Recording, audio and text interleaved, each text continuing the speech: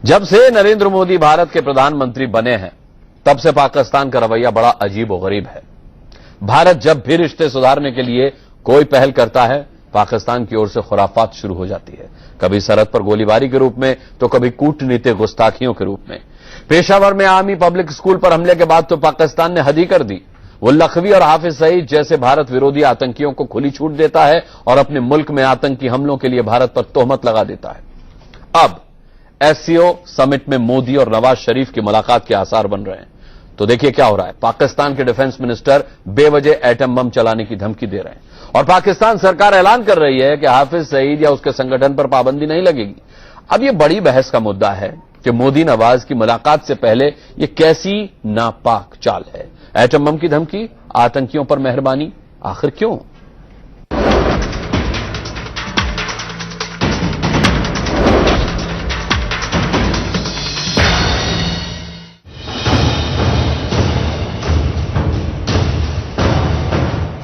रूस के ऊफा शहर में भारत के प्रधानमंत्री नरेंद्र मोदी पहुंच चुके हैं।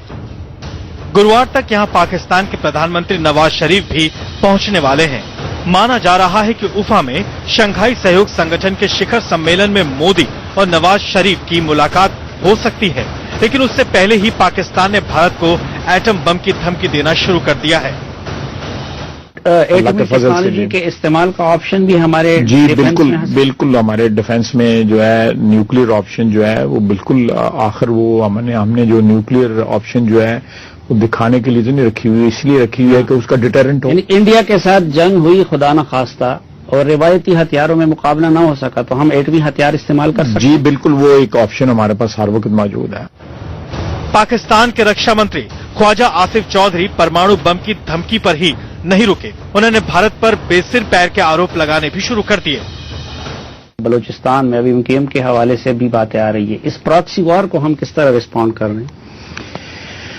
देखें, प्रॉक्सी वॉर को मैं ऑन रिकॉर्ड हूं बहुत मौके पे कि जो टेररिज्म को भी वो डायरेक्टली और इनडायरेक्टली जो है ना, ये भी उनकी प्रॉक्सी वॉर है। इंडिया की प्रॉक्सी वॉर है। भारत पर आतंकवाद को शह देने का आरोप लगाने से पहले पाकिस्तान ने अपने गिरेबान में शायद झांकना भी जरूरी नहीं समझा। ख्वाजा आसिफ भारत पर इल्जाम लगाते रहे और ऐन उसी दौरान पाकिस्तान के सरहदी इलाकों के मंत्री रिटायर्ड जनरल अब्दुल कादिर बलूच ने हाफिज सईद के आतंकी संगठन जमात उद दावा को क्लीन चिट दे दी। उन्होंने पाकिस्तानी संसद की सीनेट में बयान दिया। यूनाइटेड नेशन सिक्योरिटी काउंसिल ने जमात उद दावा को लश्कर तैयबा का ही रूप मानते हुए आतंकी संगठन घोषित किया है, लेकिन संयुक्त राष्ट्र ने अब तक पाकिस्तान के साथ ऐसा कोई सबूत साझा नहीं किया है जिससे साबित हो कि लश्कर तैयबा और जमात उद दावा एक ही हैं। मौजूदा समय में जमात उद दावा समाज सेवा कर रहा है। अब बड़ा सवाल यह है कि आखिर मोदी और नवाज शरीफ की मुलाकात से पहले पाकिस्तान ये कैसी नापाक चाल चल रहा है। एटम बम की धमकी और भारत पर हमले करने वाले आतंकवादियों पर मेहरबानी करके पाकिस्तान क्या साबित करना चाहता है? इससे पहले भी जब मोदी सरकार ने पाकिस्तान से रिश्ते सुधारने की पहल की, तब पाकिस्तान ने माहौल बिगाड़ने वाली कोई न कोई हरकत जरूर की। पाकिस्तान की ऐसी ही हरकतों के चलते पिछले साल अगस्त में दोनों देशों के बीच विदेश सचिव स्तर की बातचीत रद्द हुई। तो क्या पाकिस्तान इस बार भी जानबूझकर भारत से माहौल बिगाड़ना चाह रहा है ताकि दोनों देशों के रिश्ते सुधरने की उम्मीदों पर पानी फिरा जा सके? Bureau report, India news.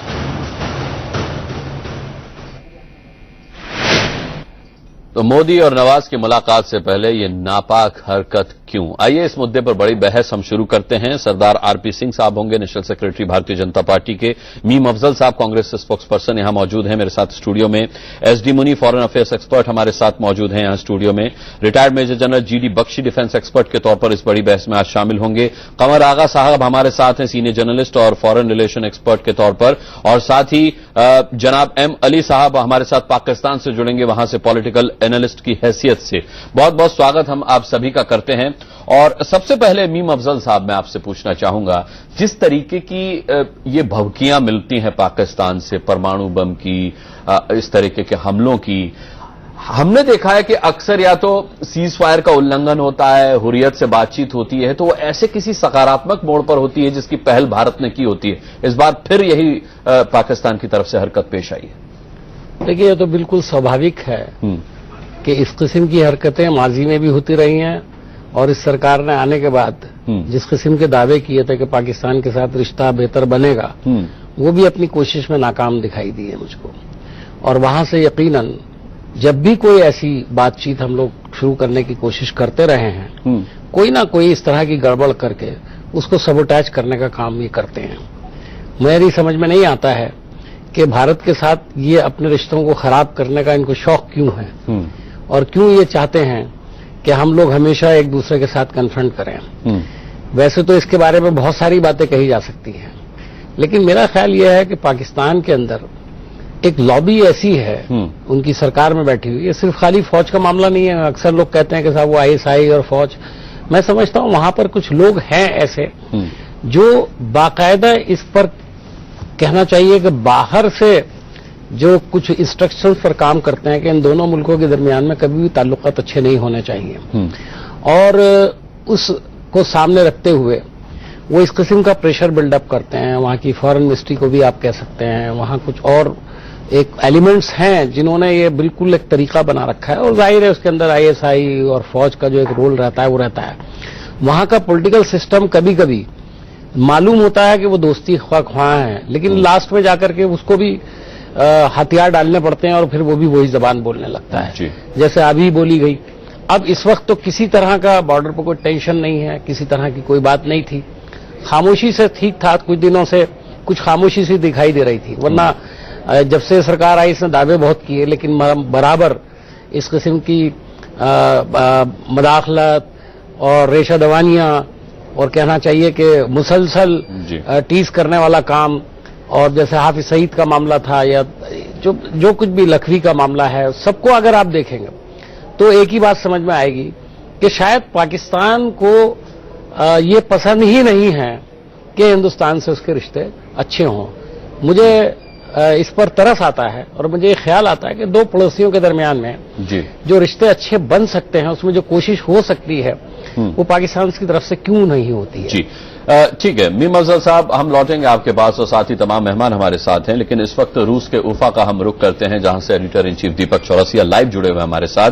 दीपक, जो मुलाकात 10 तारीख को संभावित है उसको लेकर के किस तरीके की वहां पर हलचल है, और खासकर जो पाकिस्तान की तरफ से ये परमाणु हथियारों की धमकी, गीदड़ भपकी वाला मामला सामने आया है, इसके बाद किस तरीके की प्रतिक्रियाएं मिल रही हैं इस मुलाकात को लेकर के? देखिए, भारत के नजरिए से अगर देखा जाए तो ये बेहद बचकाना बयान है, लेकिन अगर पाकिस्तान के नजरिए से इसको समझने की कोशिश की जाए तो अनुराग, ये बात बड़ी साफ है कि जब जब बातचीत की गाड़ी पटरी पर आने लगती है तभी पाकिस्तान की तरफ से इस तरह के बयान दिए जाते हैं जिससे भारत आकर्षित हो, भारत उद्वेलित हो और भारत की तरफ से कोई नी जर्क रिएक्शन आए। अब ये भारतीय व्यवस्था को सोचना होगा, भारतीय पॉलिटिकल लीडरशिप को सोचना होगा कि इसका जवाब किस तरीके से दिया जाए, संयम से दिया जाए, बातचीत के रास्ते से दिया जाए, या फिर एक और ऐसी प्रतिक्रिया दी जाए कि हम आपके इस बयान को नहीं मानते इसलिए बातचीत नहीं करेंगे। मेरे ख्याल से इसका जवाब ये होगा कि नवाज शरीफ से मिला जाए और उनको बोला जाए कि आपके तरफ से होने वाली इस तरह के बातों को बंद किया जाए, क्योंकि जब तक इस तरह की बातें बंद नहीं होंगी तब तक दोनों देशों के बीच का वातावरण ठीक नहीं होगा। और दूसरी सबसे महत्वपूर्ण बात यह है वो ये अनुराग कि अगर इस तरह की बयानबाजी दोनों देशों के बीच बंद नहीं होती है तो तनाव कम नहीं होता। आज तक किसी ने किसी देश को न्यूक्लियर हथियार इस्तेमाल करने की धमकी नहीं दी है। पाकिस्तान बार बार ऐसा क्यों करता है? पाकिस्तान के पुराने राष्ट्रपति जनरल परवेज मुशर्रफ कहते हैं कि शबे बारात के लिए हमने हथियार नहीं रखे हैं। क्यों? इसका कारण क्या है? बार बार भारत को इस तरह की धमकियां क्यों दी जाती हैं? मेरे ख्याल से ये सवाल पाकिस्तान से हमको जरूर पूछना चाहिए और बातचीत ही इसका बड़ा फोरम हो सकता है। सरदार आरपी सिंह, क्या ये सवाल पूछे जाएंगे मोदी की तरफ से जब नवाज शरीफ से वो मुलाकात करेंगे? क्या जबान पे लगाम रखने की नसीहत दी जाएगी पाकिस्तान को? मोदी जी क्या पूछेंगे उस बारे में? मोदी जी क्या पूछेंगे तो मैं उसके बारे में नहीं कह सकता कैसे बात होगी, परंतु एक बात बड़ी स्पष्ट है ये जो भी म्यांमार में जितना जो हुआ प्रकरण हुआ उसके बाद से पाकिस्तान में थोड़ी अंदर एक कुलबुलाहट और हलचल है। और इसलिए कभी मुशर्रफ साहब, कभी ख्वाजा आसिफ साहब, उनके अलग अलग लोग, जो लोग वहां पर मायना रखते हैं, वो लोग अलग अलग ढंग से बयान दे रहे हैं। और मेरा मानना है कि इसके पीछे ISI का हाथ है, वो अपने अलग अलग लोगों के माध्यम से अलग अलग प्रकार के बयान दिलवा रही है। नहीं तो आज की परिस्थिति में जबकि नवाज शरीफ और मोदी साहब का मिलना कुछ बात हो सकती है, उस समय इस प्रकार का बयान लाना, अब तो चीन का भी हाथ है ना आरपी सिंह साहब, अब तो चीन का भी हाथ है। नहीं, चीन का हाथ इसलिए नहीं कि शरारत हो, ये शरारत, मैं कह रहा हूं चीन का हाथ पाकिस्तान की पीठ पर है। इसकी बात हो रही है, शरारत के लिए हो रही है अब। हाँ, हो सर पीठ पर है, पर इसलिए थोड़ा कि आप शरारत करोगे जी, या आप शरारत वाले बयान दोगे जी। हाथ तो है चीन का, हाथ तो ठीक है, परंतु इसलिए थोड़ा कि शरारत पर बयान दोगे आप। ऐसा तो चीन भी नहीं चाहता होगा कि इस पूरे क्षेत्र के अंदर कल न्यूक्लियर बम फटे एक दूसरे के ऊपर, उसका असर तो चीन पर भी पड़ेगा। परंतु ये एक प्रकार का धमकी देना, अपनी बात कहने के लिए कहना, एक अपनी यहाँ की जो लोकल ऑडियंस उसको इंटैक्ट रखने के लिए कहना, उनकी लोकल मजबूरियां भी हैं, उनको इंटैक्ट रखने के लिए कहना, उनके जो अपने अंदरूनी दबाव है उनको मैनेज करने के लिए कहना। ठीक है आरपी सिंह साहब, लौटूंगा आपके पास। कमर आगा साहब, क्या विरोध दर्ज कराना चाहिए? पाकिस्तान को यह कहना चाहिए कि जब जब हमने एक सकारात्मक मंच तैयार किया है तब तब आपकी तरफ से कोई ऐसी हरकत हुई है जिससे कि ये वार्ता विफल हो या रिश्तों में खटास आए, या फिर ध्यान नहीं देना चाहिए, खारिज कर देना चाहिए, कोई टिप्पणी नहीं करनी चाहिए मोदी साहब को? मैं समझता हूँ ये बहुत सीरियस स्टेटमेंट है डिफेंस मिनिस्टर का वहां के। इस पर इंडिया नहीं बल्कि अंतर्राष्ट्रीय समुदाय को सोचना चाहिए, इसलिए कि इससे तो पूरी वर्ल्ड पीस सभी डिस्टर्ब हो जाएगी, क्षेत्र में ही नहीं बल्कि पूरा इसके जो कॉन्सिक्वेंसेज होंगे वो बहुत दूर तक जाएंगे। कमर साहब, यूएन सैंक्शंस को दरकिनार रखकर जमातुल दावा को वो क्लीन चिट दे रहा है। आप देखिए, मैं दूसरी चीज कह रहा हूँ। नहीं, मैं ये कह रहा हूं कि वो आप कह रहे हैं कि मामले को इंटरनेशनली उठाया जाना चाहिए, लेकिन पाकिस्तान कहां कुछ मानता है?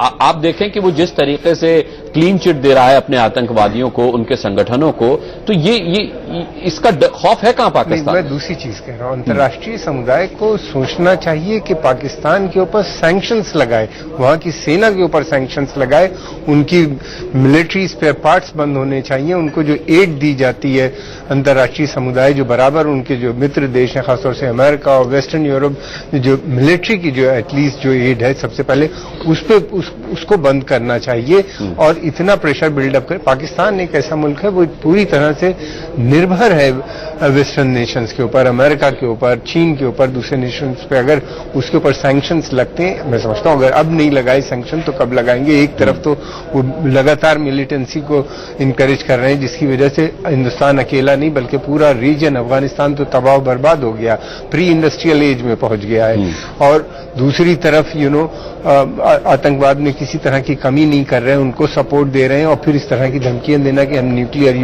वेपन का यूज करेंगे। तो मैं समझता हूं ये समय आ गया है, भारत को इस मसले को उठाना चाहिए और अमेरिका और जितने भी बड़े देश हैं उनको भी सोचना चाहिए, इसलिए कि ये बहुत सीरियस बात हुई है। ये पहली दफे इस तरह के स्टेटमेंट आया है और ये लोग जो हैं, वहां के जो लोग हैं, इनके माइंड को भी समझना चाहिए। ये बहुत खतरनाक किस्म के लोग हैं, अपने को हर चीज समझते हैं, इसको उन्होंने धर्म से भी एक सैंक्शंस दिला रखे हैं और ये ऐसे लोग हैं कि इसका इस्तेमाल भी कर सकते हैं। इसलिए मैं समझता हूं कि इनके ऊपर सख्त से सख्त सजा इनको मिलनी चाहिए और वो एक ही है कि इनके ऊपर इकोनॉमिक सैंक्शंस या इस किस्म के कोई भी सैंक्शंस जो भी हों वो लगने बहुत जरूरी है। एसडी मुनीर साहब, ये मामला तब और गंभीर हो जाता है जब इस तरीके के बयान पाकिस्तान के डिफेंस मिनिस्टर की तरफ से आए। देखिए, ऐसे बयान पहले भी आए हैं, अभी आपने जनरल मुशर्रफ का जिक्र किया, उसके अलावा भी आए हैं, लेकिन जहां तक मेरी सोच है पाकिस्तान की नर्वसनेस का ये मैनिफेस्टेशन है। अंदर से उनको लगता है, आपको याद होगा जब हमारे डिफेंस मिनिस्टर ने ये कहा कि ये जो म्यांमार में हुआ है ये म्यांमार तक सीमित नहीं रहेगा और जहां से भी टेररिज्म होगा हम उसका जवाब देंगे, तब से थोड़ा बहुत पाकिस्तान बौखलाया हुआ है और उसको समझ में नहीं आ रहा तो क्या करे। और जब इंसान अपने आप में अंदर से कमजोर महसूस करता है तो अपने मसल्स दिखाता है। हालांकि ये पाकिस्तान को समझना चाहिए, हमको भी समझना चाहिए कि ऐसे बयानात देने से आप न्यूक्लियर वेपन्स का इस्तेमाल नहीं कर सकते हैं। ये एक बहुत बड़ा रिस्क होगा पाकिस्तान के लिए, ये सोचना कि वो भारत के साथ न्यूक्लियर हथियारों से लड़ाई करेगा या उसकी बात भी सोचेगा, क्योंकि उसका आखिरी अंजाम क्या होगा ये पाकिस्तान को भी पता है। तो मैं समझता हूं कि इसको हमें पाकिस्तान की एक नर्वसनेस का एक्सप्रेशन लेना चाहिए और मोदी जी को ये सवाल उठा के नवाज शरीफ के सामने रखना जरूर चाहिए। लेकिन उसके बाद तुलसीदास ने कहा है ना, दुखी दोष गुण गण ही न साधु, कमजोर आदमी की क्या बेवकूफियों का सिलसिला लें हम लोग, तो उसको इग्नोर करके, लेकिन बातचीत से कोई बहुत बड़ी बात निकल जाएगी इसमें भी हमको ज्यादा उम्मीद नहीं रखनी चाहिए। तो एक कोई ऐसा नहीं है कि ये बातचीत होने से सारे मसले हल होने वाले थे या कोई ऐसी बड़ी शुरुआत होने वाली थी जो रुक जाएगी। ये एक महज फॉर्मेलिटी है और उसको उसी हिसाब से मैं देखता हूं। ठीक है, आपने कहा कि बातचीत की प्रक्रिया जारी रहनी चाहिए, विरोध हमें दर्ज कराना चाहिए, लेकिन फिर भी उसकी बेवकूफी मानकर, उसकी हताशा मानकर हमें इसे उसी तरीके से ट्रीट करना चाहिए। जनरल जीडी बख्शी, क्या आप भी ये मानते हैं?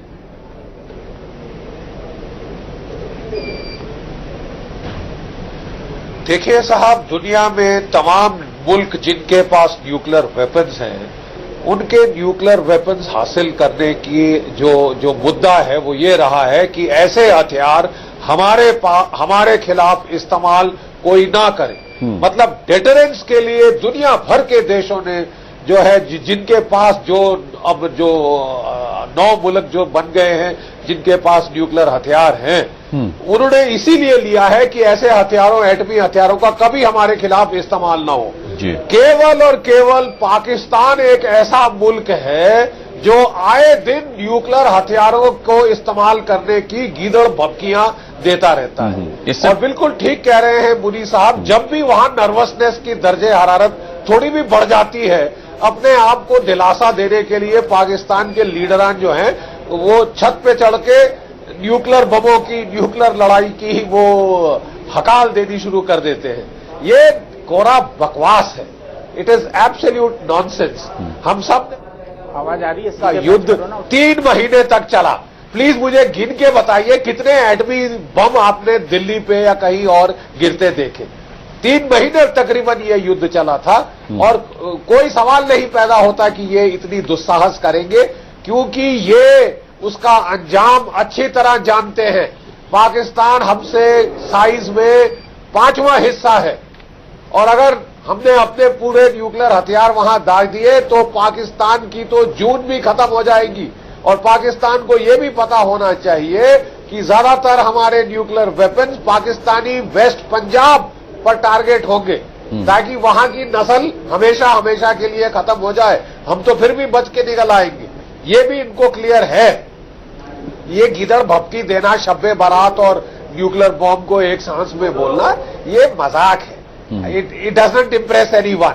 लेकिन बिल्कुल सही कह रहे हैं कमल आगा साहब कि ये थोड़ा सा अब आई थिंक समय आ गया है इंटरनेशनल समुदाय को बताने का कि साहब ऐसे पागल लोगों के पास, ऐसे इररिस्पॉन्सिबल लोगों के पास ऐसा हथियार नहीं छोड़ना चाहिए और यूएन को कुछ सोचना चाहिए इन पे सैंक्शंस लगाने का, क्योंकि ये एकमात्र मुल्क है जो आए दिन रोजमर्रा की इनकी आदत हो गई है न्यूक्लियर बम इस्तेमाल करने की धमकी देना। मान लो ये दिवाली के पटाखे हो, शब्बे बारात के पटाखे या दिवाली के पटाखे, ये फैसला खुद कर ले। जी कमर आगा साहब, क्या ये मान लिया जाए कि पाकिस्तान के एस्टेब्लिशमेंट में ही ऐसे कुछ लोग, ऐसे नुमाइंदे बैठे हुए हैं जो ये नहीं चाहते हैं कि भारत और पाकिस्तान सकारात्मक दिशा में आगे बढ़े? देखिए, अभी मीम अफजल साहब ने इस बात का इशारा किया कि एक बहुत बड़ा सेक्शन है पाकिस्तान में, उसके अंदर ये वही ग्रुप है जिसने पाकिस्तान बनाया था। ये एक जहनियत है, इसके पीछे बहुत से लोग हैं, इसके पीछे मजहबी जमातें भी हैं कुछ वहाँ की जो काम कर रही हैं, फिर उसके अलावा आर्मी तो है ही। पाकिस्तान एक कोई नेचुरल स्टेट तो है नहीं, वो जब तक उसका सर्वाइवल बहुत मुश्किल है। उसका सर्वाइवल सिर्फ एक ही चीज पे, वो बना भी एंटी इंडिया हेट्रेड पे है और वो उसी पे जब तक ये बरकरार रहेगी तब तक रहेगी। इसीलिए आर्मी ने वहां पे अपने को गार्डियन के रूप में, इस्लामिक स्टेट का गार्डियन के रूप में अपने को प्रेजेंट करती है। और वहां पे अब बताइए, इस्लामिक स्टेट की गार्डियन एक मुल्क की आर्मी है। Can you imagine, can you believe it, ये मजहब और आर्मी के जोर पे चल रहा है। वो जब तक है, नफरत है, वो चल रहा है, वो जानते हैं कि दोस्ती होनी। दूसरी बात ये कि आर्मी जो एक सबसे पावरफुल इंस्टीट्यूशन बन चुका है, और वो जभी तक रहेगी उसकी पावर उसके पास है जब तक कि ये टेंशन बना रहे दोनों देशों के। वहां जो भी सरकार आती है वो चाहती है कि बातचीत हो। इलेक्टेड गवर्नमेंट हमेशा चाहती है, सिविलियन गवर्नमेंट जब भी होती है वो चाहती है। नवाज शरीफ भी हमको लगता है उन्होंने इलेक्शन कैंपेन में जिस तरह की बातें की थी, या मोदी जी के इनॉग्रल सेरेमनी में भी हिंदुस्तान आए, उस वक्त भी आर्मी ने इनको अपोज किया था, मना किया था कि हिंदुस्तान न जाए। अब वो बातचीत कर रहे हैं तो भी उनकी तरफ से आर्मी के अफसरान या तो बॉर्डर पे फायरिंग कर रहे हैं, या इस तरह के स्टेटमेंट आना शुरू हो गए। तो आर्मी जो है, या वहां का रिलीजियस एस्टैब्लिशमेंट जो एक जो गवर्नमेंट के साथ मिला हुआ है, फिर उसके अलावा और बहुत से ग्रुप हैं, एक लिंकेज इनकी बन गई है यहां से लेके पूरी दुनिया में।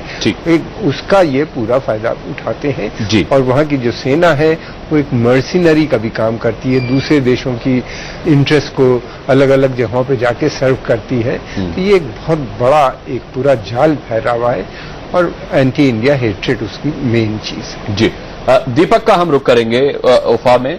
दीपक, जो वहां बसे हुए भारतीय हैं, जब वो इस तरीके की बातें सुनते हैं और उन्हें ये लगता है कि हमारे प्रधानमंत्री नवाज शरीफ से 10 तारीख को मिलने वाले हैं, तो वो किस तरह की उम्मीद करते हैं अपने प्रधानमंत्री से? देखिए, यहाँ पर बहुत ज्यादा भारतीय है नहीं। स्टूडेंट्स लगभग 5,000 के आसपास है, और लगभग 4,000 के आसपास ऐसे लोग हैं जो भारत से आकर यहाँ पर बसे हुए हैं। तो अमेरिका और इंग्लैंड की तरह यहाँ पर बहुत ज्यादा भारतीय है नहीं। लेकिन अगर बात करी जाए भारत और पाकिस्तान के संबंधों की, तो हमेशा दरियादिली जो है भारत ने ही दिखाई है। भारत ने ही लाहौर की बस लेकर गए थे अटल बिहारी वाजपेयी, और भारत ने ही करगिल के बाद, पार्लियामेंट अटैक के बाद आगरा की समिट को कॉल किया था। हमको ये तमाम बातें भूलनी नहीं चाहिए, और ये भी नहीं भूलना चाहिए कि इस दरियादिली के बावजूद पाकिस्तान ने किस तरह का सिला दिया है। इसी लिए नरेंद्र मोदी ने एक ऐसी पॉलिसी अपनाई थी कि हुर्रियत नेताओं से बातचीत के तुरंत बाद उन्होंने सेक्रेटरी लेवल की बातचीत को त्याग दिया था, लेकिन उसके बाद भी पाकिस्तान अपने रवैये पर कायम रहा। लेकिन अब जो बातचीत चली है उसमें ट्रैक 2 पर बड़ी लंबी बात हुई है। दोनों के बीच कुछ बातों पर सहमति बनने की संभावना है। जकीउर रहमान लखवी का मसला है, आतंकवाद का मसला है, 26/11 के जो दोषी हैं उनके की ट्रायल का मसला है। ये 3 ऐसे मसले हैं जिस पर क्या दोनों देशों के बीच किसी तरह की सहमति बन पाती है, और इसको बनाने की कोशिशें हो रही हैं। लेकिन क्या पाकिस्तान कोई ठोस कमिटमेंट देगा, अनुराग? ये सबसे बड़ा मुद्दा है। इसके बीच इस तरह के बयान आते हैं। निसंदेह कुछ लोग ऐसे हैं पाकिस्तान के अंदर जो नहीं चाहते कि बातचीत की गाड़ी पटरी पर आए, लेकिन भारत की मंशा है कि दोनों पड़ोसियों को शांति और सद्भावना से रहना चाहिए। इसीलिए 16 जून को रमजान के महीने की शुरुआत में प्रधानमंत्री नरेंद्र मोदी ने नवाज शरीफ को फोन किया था और रिश्तों की जमी बर्फ को पिघलाने की कोशिश की थी। साथ ही भारत और पाकिस्तान ने एक दूसरे के मछुआरों को छोड़ा था। यह संकेत था कि उफा में दोनों मिल सकते हैं, लेकिन अभी भी 10 तारीख को लेकर काफी उम्मीदें जगी हैं। संकेत है कि दोनों मिलेंगे, लेकिन अगर मिलेंगे तो पाकिस्तान रिटर्न में क्या देता है भारत को, ये समझने वाली बात। अगर जिस तरीके से लखवी को उसने जमानत दी है, जमात-उद-दावा को उसने क्लीन चिट दी है, दीपक, इस पृष्ठभूमि में देखें तो फिर पाकिस्तान से बहुत ज्यादा उम्मीद करना बेमानी होगा। बहरहाल हम इस डिबेट को आगे बढ़ाएंगे, एक छोटा सा ब्रेक ले रहे हैं, बहुत जल्द वापस लौटते हैं।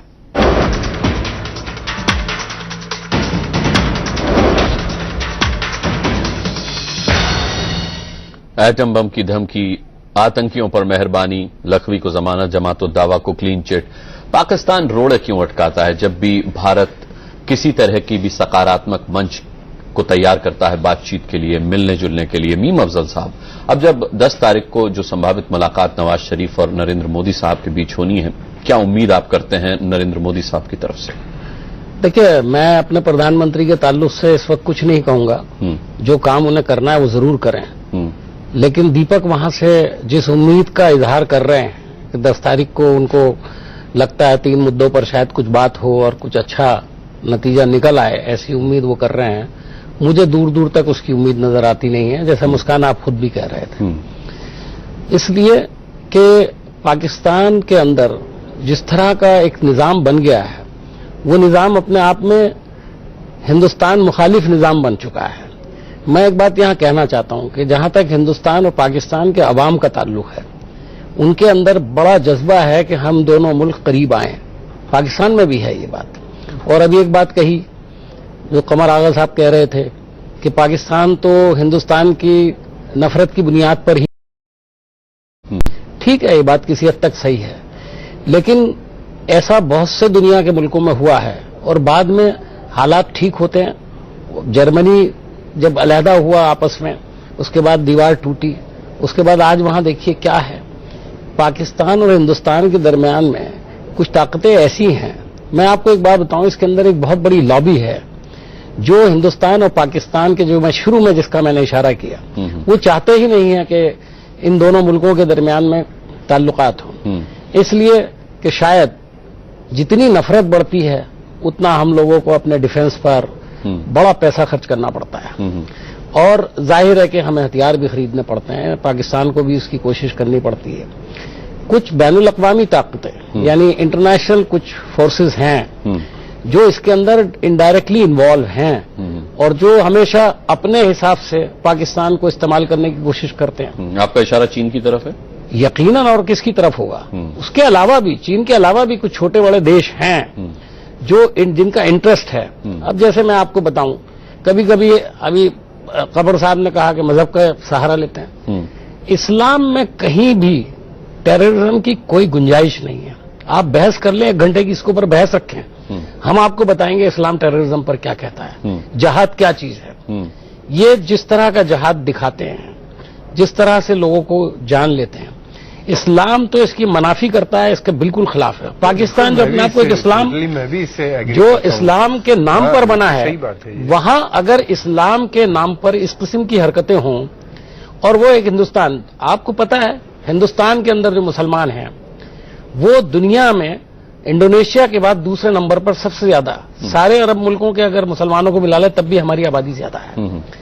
ये तो आप इनको कैसे नजरअंदाज कर सकते हैं? आप कभी कभी पाकिस्तान से आवाज आती है आपके चैनल पर, अभी कोई जर्नलिस्ट होते तो थोड़ी देर के बाद उन्हें हिंदुस्तानी मुसलमानों की हमदर्दी दिखाई देने लगती, वो बोलना शुरू कर देते कि मोदी जी ऐसे हैं, मोदी जी वैसे हैं। मैं तो हमेशा कहता हूं भाई मोदी जी जैसे भी हैं हम लड़ लें, काफी है आपकी हिम्मत की, हमें आपकी हमदर्दी की और आपकी सपोर्ट की जरूरत नहीं, चूंकि आपकी सपोर्ट से हमें फायदा कम नुकसान ज्यादा होता है। इसलिए बराए करम आप हमारी हमदर्दी ना करें, आप उन लोगों की हमदर्दी करें जो इस मुल्क को छोड़ करके पाकिस्तान चले गए और पाकिस्तान जाकर के महाजर कहलाए। वहां से भी कुछ लोग आए थे, शरणार्थी कहलाते थे। हमारे यहां आप ढूंढ लीजिए आज 50-60 साल के बाद कोई आपको ढूंढने से शरणार्थी नहीं मिलेगा, कोई जानता ही नहीं शरणार्थी कौन है। पाकिस्तान में महाजर कौमी मूवमेंट बना, उसके बाद वो उसने अपना नाम बदल लिया, फिर भी वो MQM रहा। उसके लीडर पिछले 10-12-15 साल से लंदन में बैठे हुए हैं। उनके ऊपर रोज सुबह शाम ये इल्जाम लगता है कि he is an Indian agent, वो हिंदुस्तान के पिट्ठू हैं, उसके इशारे पर काम करते हैं। तो जो लोग यहां से गए थे, आपने उनको अपना नहीं बनाया, आप कश्मीर को क्या अपना बनाओगे? आप कश्मीरियों को भी ये बात समझना चाहिए कि जिन्होंने महाजरों को 47 में यहां से जो कटते मरते बेचारे किसी तरह पहुंचे, उनके साथ ये सुलूक किया कि आज सर्विसेज के अंदर वो 0.5% भी नहीं है, उनको कहीं कोई हिस्सेदारी नहीं मिली। जहां महाजर रहते हैं हैदराबाद, कराची या जहां भी, जाके जरा हालत तो देख लीजिए, उनका स्टेटस कहां है। बाकी दूसरे पाकिस्तानी जो पंजाब हैं या सिंध है, वहां पर लोगों की क्या पोजीशन है, उससे कहीं ज्यादा बेहतर है। ना उनके पास कारोबार है, ना उनके पास कुछ रहने के लिए अच्छे मकानात हैं, ना कुछ। उनकी हालत तो आप दुरुस्त कर नहीं सकते। आपको पाकिस्तान, हिंदुस्तान में कश्मीर की हमदर्दी की पड़ी हुई है और वहां पर एक सेक्शन है खासतौर पर जो मजहबी कुछ जमातें हैं जो कश्मीर के नाम पर वहां नफरत फैलाने का काम करती है। मैं आपको बता दूं, आम पाकिस्तानी समझता है कि कश्मीर से ये हमदर्दी ढोंग है, वो इनके साथ नहीं है।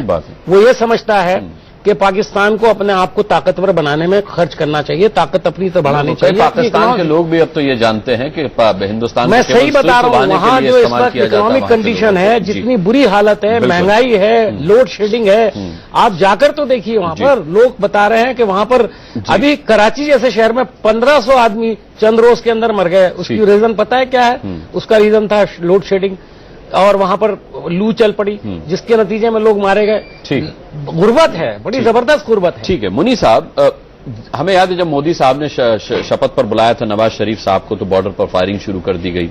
हमें याद है विदेश सचिव स्तर की जब वार्ता की जमीन हमने तैयार की, तो अब्दुल बासित साहब ने जो है हुर्रियत के नेताओं को मिलने के लिए बुला लिया। हम कितने लिबरल हों, क्या चाहता है पाकिस्तान? रमजान तक की मुबारकबाद मोदी साहब ने नवाज शरीफ साहब को दी। पेशावर में जब स्कूल पर अटैक हुआ उसके बाद जो है अफसोस जाहिर किया गया, तो लखवी को जमानत दे दी गई। अब इस मौके पर जमात उद दावा को क्लीन चिट दे दी गई। कितनी लिबरल होने की उम्मीद हमसे पाकिस्तान कर रहा है? भाई बात करने से ही लिबरल नहीं होते ना।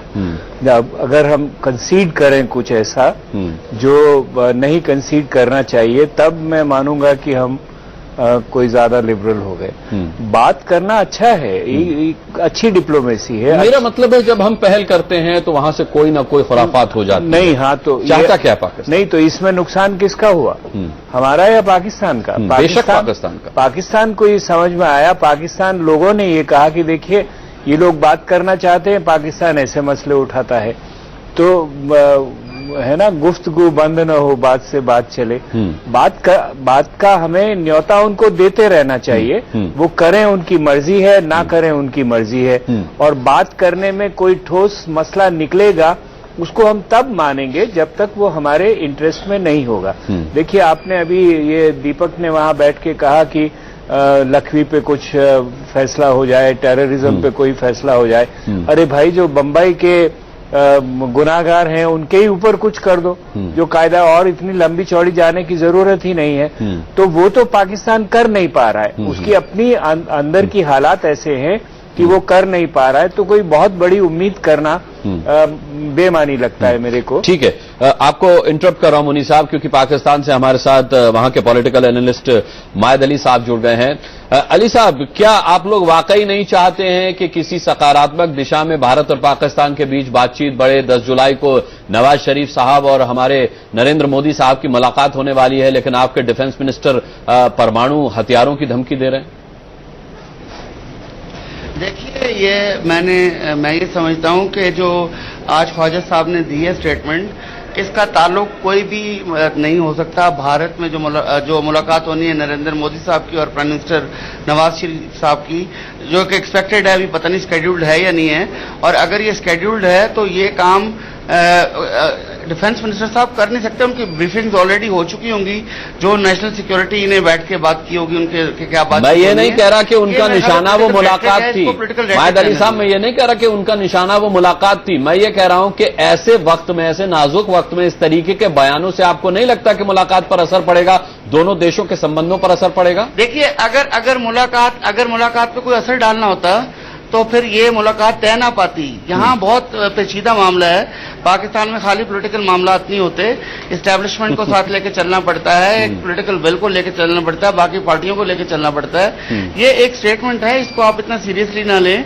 ये एक सियासी बयान होता है जो ये देते रहते हैं लोग कभी कभार अपनी पॉपुलैरिटी। और आपका भाई पॉलिटिकल एस्टेब्लिशमेंट यूएन सैंक्शन को दरकिनार करके जमात उद दावा को क्लीन चिट दे देता है मायद साहब। जी, मैं समझ नहीं पाया आपकी बात को। I couldn't hear you. मैंने कहा कि वही पॉलिटिकल एस्टेब्लिशमेंट आपका जमात उद दावा को यूएन सैंक्शंस को दरकिनार करके क्लीन चिट दे देता है। देखिए, क्लीन चिट तो आप कहते हैं ना कि दे दी है, मेरा ख्याल है कि क्लीन चिट इस तरह नहीं दी गई। जाहिर है अभी वो हाथ डाल रहे हैं लोगों के ऊपर, तो अब एकदम इतने सारे फ्रंट खोल देना, हम अपने हालात बेहतर जानते हैं पाकिस्तान के। अब आप ये समझें कि अगर फौज लड़ रही है बहुत सारे फ्रंट्स पे, और अगर ये फ्रंट भी वो साथ खोल दें, तो मेरा ख्याल है खासा मुश्किल हो जाएगा हमारे लिए चीजों को हैंडल करना। इनको स्टेप बाय स्टेप होने दीजिए और देखिए कि पाकिस्तान में बेहतरी है, जो हमारे हक में तो बहुत ही बेहतर है, आपके लिए भी बहुत बेहतर होगी। चलिए, मेरे एडिटर इन चीफ दीपक चौरसिया आपसे कुछ पूछना चाह रहे हैं। दीपक, आप पूछ। अच्छा, ये बताइए, आपके डिफेंस मिनिस्टर को सीरियसली नहीं लेना चाहिए? ये बताइए कि क्या पाकिस्तान के डिफेंस मिनिस्टर को सीरियसली नहीं लेना चाहिए? मैं कतई ये बात नहीं कर रहा। मैं ये कह रहा हूं कि जिस तरह आपके यहां भी होता है, एक पॉलिटिकल रेटरिक होती है। अब नरेंद्र मोदी साहब जाके ढाका में ये मान गए कि जी हमने 1971 में वॉर में आपके साथ हम लड़े, हमने पाकिस्तान के खिलाफ जंग की। अब क्या अब आप उसको किस तरह लेंगे? मैं तो उसको पॉलिटिकल रेटरिक लेता हूं। आप किस तरह लेना चाहते हैं, आप बताइए। मैं ये मानूं कि पाकिस्तान भारत से उफा में नहीं मिलना चाहता है, इसीलिए आपके डिफेंस मिनिस्टर ने ये स्टेटमेंट दिया? नहीं, मैं ये नहीं मानता बिल्कुल जी। देखिए, ये फैसला कि भारत और पाकिस्तान के दरमियान में जो बर्फ है ये पिघलनी चाहिए, ये हमारे खाली डिफेंस मिनिस्टर ने नहीं करना। ये प्राइम मिनिस्टर साहब उसमें होंगे, उसमें जाहिर है फौज के बड़े ओहदेदार होंगे, एक सिक्योरिटी काउंसिल है हमारी बनी है, अगर आप उसको जानते हो, वो आईनी इदारा है, वो सारे बैठेंगे और ये बैठे भी होंगे पहले। अगर ये बात चल रही है कि 10 को मुलाकात होनी है, जब भी मुलाकात होनी है, तो ये फैसले पहले तय पा गए होंगे कि उन्होंने क्या बात। तो फिर आपके डिफेंस मिनिस्टर को इस तरीके का बयान देने की जरूरत क्या पड़ी? आप मुझे ये बताइए कि अगर मिलना है नवाज शरीफ साहब को, अगर हम मानते हैं कि उनको मिलना है, तो इस स्टेटमेंट ये डिफेंस मिनिस्टर बड़ा है या प्राइम मिनिस्टर बड़ा है? मैं कहता हूं प्राइम मिनिस्टर बड़ा है, लेकिन डिफेंस मिनिस्टर की भी कोई से होती है। जरूरत क्यों पड़ी परमाणु हथियारों की धमकी देने की भारत को? मैं तो सिर्फ इतना पूछ रहा हूं। मैं जवाब दे रहा हूं कि उनको सवाल कर दिया गया। अब जब सवाल कर देते हैं सहाफी, तो कोई ना कोई तो जवाब देना होता है। अब ये जवाब तो वो देने से रहे, क्योंकि अभी बड़ा प्रेमेच्योर है कि आगे क्या होना है। जाहिर है जो स्टेटस को नॉर्थ कोरिया के बाद आप दूसरे देश हैं साहब जो परमाणु हथियारों की धमकी पल पल देते हैं, तो मुझे लगता है कि अब उसी कैटेगरी में पाकिस्तान को भी रख दिया जाना चाहिए। मैं ये जानना चाहता हूं, कहीं फौज ने तो नहीं कहा डिफेंस मिनिस्टर को कि ये बयान दे? जी, मैं सुन नहीं पाया आपके सवाल। कहीं फौज ने तो निर्देश नहीं दिया था डिफेंस मिनिस्टर को कि वो ये बयान दे? मिनिस्टर को ये बयान दे। देखिए, मैं आपसे बार बार फौज नहीं चाहती कि बातचीत हो। अगर ये फैसला क्यों नहीं चाहते भाई? आप क्यों ये समझते हैं कि हम नहीं चाहते बातचीत हो? मतलब हम क्या गेन करेंगे बातचीत ना करके? मैं ये बीबीसी की रिपोर्ट पढ़ दूं आपके सामने, इसका मजमून पढ़ दूं। मायद अली साहब, बीबीसी पर आपको बहुत भरोसा रहता है। ये अहम इलियास खान साहब की रिपोर्ट है। उन्होंने साफ तौर पर लिखा है कि हाल ही में पाकिस्तान के सेना प्रमुख राहिल शरीफ के उस बयान ने भारत और पाकिस्तान के बीच तनाव को और बढ़ा दिया है, जिसमें कहा गया था कि पाकिस्तान और कश्मीर को अलग नहीं किया जा सकता। इसीलिए दीपक ये कह रहे हैं कि सेना नहीं चाहती है। खैर, मैं इस बातचीत को यहीं से आगे बढ़ाऊंगा। एक छोटे से ब्रेक के लिए रुकना यहां मजबूरी है। मायद अली साहब, आपका रिएक्शन ब्रेक के बाद। बहुत जल्द लौटते हैं।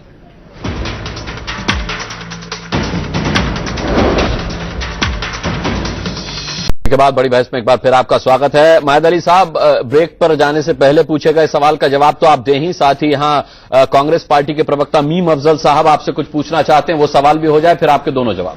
मीम अफजल साहब।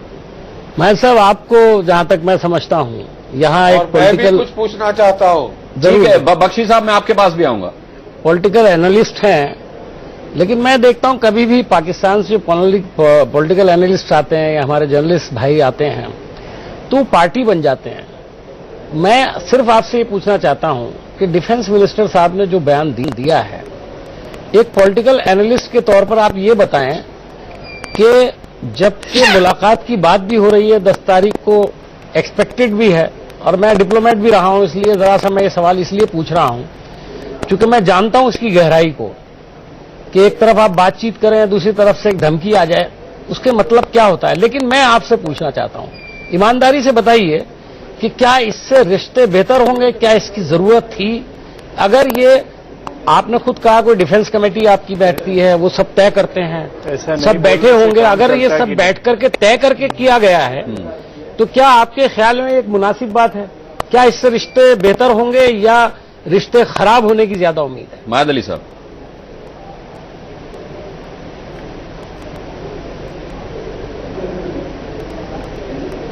आवाज नहीं आ रही। रहा हूं बिल्कुल एक न्यूट्रल एनालिसिस आपको दे रहा हूं। अब मैं आपको बताता चलूं कि पाकिस्तान के हालात शायद आप मेरे से बेहतर ना जानते होंगे। यहां पर होता यह है कि जब कोई इस तरह का प्लान बनता है उसको काफी डिस्क्रीट रखा जाता है, वो आम लोगों को बताया नहीं जाता। मतलब ये बात आप लोगों को जिस तरह मालूम है या जिस तरह आप लोग रिपोर्ट कर रहे हैं, पाकिस्तान में भी इसकी इतनी हलचल नहीं है। ये बात जाहिर है आज तो नहीं हुई होगी, ये तो काफी देर पहले हुई होगी कि नवाज शरीफ साहब की मुलाकात होनी है, तो ये अंदर खाने सारा कुछ चल रहा है। अब बाहर लोगों को नहीं मालूम, अंदर बात चल रही है। अब जब पावर कॉरिडोर के अंदर बात चलती है तो और बाहर नहीं आती, और ऐसी बातें उमूमन आप भी जानते हैं बाहर नहीं आती जो इंडिया से रिलेटेड होती हैं, तो जाहिर है लोगों को नहीं मालूम होती। अब एक आदमी उठ कर सवाल कर देगा डिफेंस मिनिस्टर साहब को, जबकि ये चल रहा हो कि सर्जिकल स्ट्राइक्स कर रहे हैं, इंडिया सोच रहा है सर्जिकल स्ट्राइक्स करने की, और हम बात कर रहे हैं कि जी हम ईंट का जवाब पत्थर से देंगे, और इतनी हॉस्टिलिटी की बातें चल रही हों, तो उसमें डिफेंस मिनिस्टर साहब बगैर कौम को पहले इस तरह एतमाद में लिए हुए कि भाई हम मिलने जा रहे हैं अपना नरेंद्र मोदी साहब से, अभी उसको डिस्क्लोज किए बगैर वो किस तरह कह सकते हैं सारा कुछ अच्छा अच्छा? आप खुद जानते हैं इन चीजों को। ठीक है, जीडी बख्शी साहब आपका सवाल। मतलब नरेंद्र अली साहब सबसे पहले तो मुझे बड़ी उन्होंने खुशी अपनी है कि पॉलिसी अपना रखी है। पाकिस्तान के प्रधानमंत्री को अपने डिफेंस मिनिस्टर पर भरोसा नहीं है। जी मैं समझ नहीं पाया आपकी बात को आज। मैं इसमें कुछ और कहना चाहता हूँ। पहले भी पूछा। बख्शी साहब आपके पास आता हूँ, सिंह साहब आपके पास। प्रधानमंत्री अगर ये बात छुपाते हैं तो उनको अपने डिफेंस मिनिस्टर पर भरोसा नहीं है। नहीं जी, डिफेंस मिनिस्टर को पता होगा। मैं आपसे ये कह रहा हूं कि आम लोगों से ये बात छुपाई गई है, अभी तक नहीं मालूम, उस तरह कॉमन लोगों को नहीं पता। हमें मालूम था, मगर ये चीजें भी पब्लिकली नहीं हुई हैं, यहाँ डिस्कस नहीं हुई है। अगर आप पाकिस्तानी चैनल देखते होते तो आपको मालूम पड़ता इस बात का।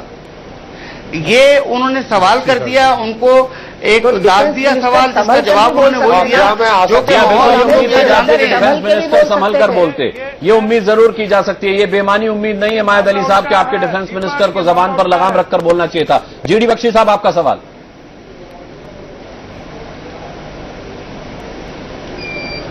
देखिए साहब, सबसे पहले माहिद अली साहब, मुझे बड़ी खुशी है कि आपने भी ये सच जाहिर किया कि ना केवल हिंदुस्तान में लेकिन पाकिस्तान में भी लोग इसे गीदड़ भभकी समझते हैं कि बेवजह आपके जो है रक्षा मंत्री साहब, आपके जो डिफेंस मिनिस्टर है वो बेवजह बयानबाजी कर रहे हैं, अपने आप को शायद भरोसा देने के लिए या किस चीज के लिए वही जाने। मैं कहना ये चाहता हूं कि हम एक पैटर्न देख रहे हैं। जब भी कोई बातचीत का दौर शुरू होता है हिंदुस्तान और पाकिस्तान के बीच में, मसलन कि जब नवाज शरीफ साहब को न्योता मिला था दिल्ली आने का, तो आईएसआई ने वहां पे अफगानिस्तान में हमारी कॉन्सुलेट पे हमला कर दिया, और अगर माशाअल्लाह वहां पे हमारे गार्ड ज्यादा मुस्तैद नहीं होते तो पूरा का पूरा वो जो माहौल था वो बुरी तरह से किरकिरा किया जाना। ठीक है जीडी बख्शी साहब, मेरे पास समय बिल्कुल नहीं है। एक क्लोजिंग कमेंट आरपी सिंह साहब आपका बहुत संक्षेप पहले गई थी। एक छोटी टिप्पणी मैं करना चाहता हूं इस पे। जी, मुझे लगता है कि पाकिस्तान के जो आईएसआई है उनको अपने प्रधानमंत्री पर विश्वास नहीं है, उनको अपने रक्षा मंत्री पर ज्यादा विश्वास है, इसलिए उन्होंने वो बयान रक्षा मंत्री के द्वारा दिलवाया। कभी भी इस तरह नहीं होता। ठीक है मायद अली साहब, भले ऐसा ना हो, लेकिन आपके डिफेंस मिनिस्टर का ये बयान ये सोचने पर किसी को भी मजबूर कर सकता है कि कहीं ऐसा तो नहीं है जिसकी आशंका आरपी सिंह साहब जता रहे हैं। बहरहाल इस तरीके की बयानबाजी पाकिस्तान की तरफ से अगर होती है तो फिर दोनों देशों के रिश्तों में खटास आ ही जाएगी, और यही जिस तरीके से पाकिस्तान एस्टेब्लिशमेंट की तरफ से हमेशा कोशिश की जाती रही है, इस कोशिश पर अब लगाम पाकिस्तान की तरफ से लगनी चाहिए। बहरहाल सभी का बड़ी बहस में जुड़ने के लिए बहुत बहुत हम धन्यवाद करना चाहेंगे। आज बड़ी बहस में इतना ही। वक्त एक छोटे से ब्रेक का है।